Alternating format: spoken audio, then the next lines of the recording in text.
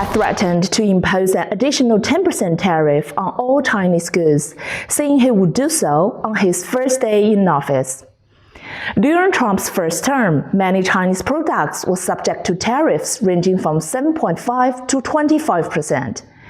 Under Biden, none of these tariffs were removed.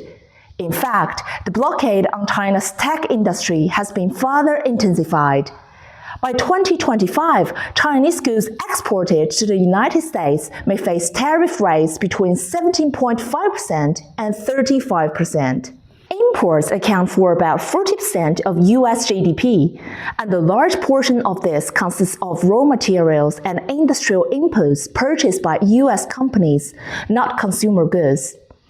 If the average tariff rate is between 10 and 20%, prices could rise by approximately 1.4% to 2.8% in one go. Add to this the reduction in labor supply due to the expulsion of illegal immigrants, which would increase service prices. Overall, Trump's new policies could push inflation up by an additional 2 to 3% over 2 to 3 years. Many assume that tariffs are paid by the exporter, but in reality, it's the U.S. importers who pay. Once the goods enter the U.S., the companies purchasing them domestically directly pay the taxes to the U.S. government. A sharp increase in tariffs could lead to three outcomes. First, U.S. importers might raise retail prices, passing the tariff costs onto American consumers.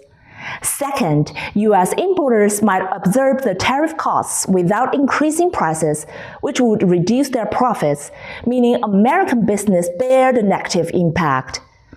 Third, exporters might lower prices to retain U.S. customers, which would decrease their profits and shift the negative impact to them. The U.S. companies most directly impacted by tariffs are those that rely on importing Chinese goods for further processing. NPR reported a case of a U.S. company that manufactures audio equipment and needs to buy many Chinese-made parts, which are subject to a 25% tariff. The company's owner decided to move the factory to China and find parts suppliers in Southeast Asia, assembling the audio equipment in China before shipping it to the U.S., which would only incur a 7.5% tariff. In the short term, many Chinese exporters and U.S. importers have incurred losses. But in the long run, the damage has not been significant enough to noticeably affect the GDPs of either country. In the end, American consumers have borne almost all the burden. However, the biggest issue is that the upward trajectory of China-US trade, which was on the path of efficient growth, has been interrupted.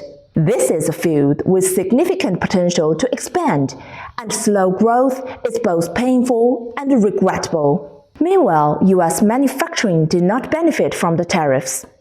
The trade war has been over for more than 7 years, and the U.S. itself acknowledges that China's manufacturing competitiveness has strengthened, and the effort to contain it is intensifying, not weakening.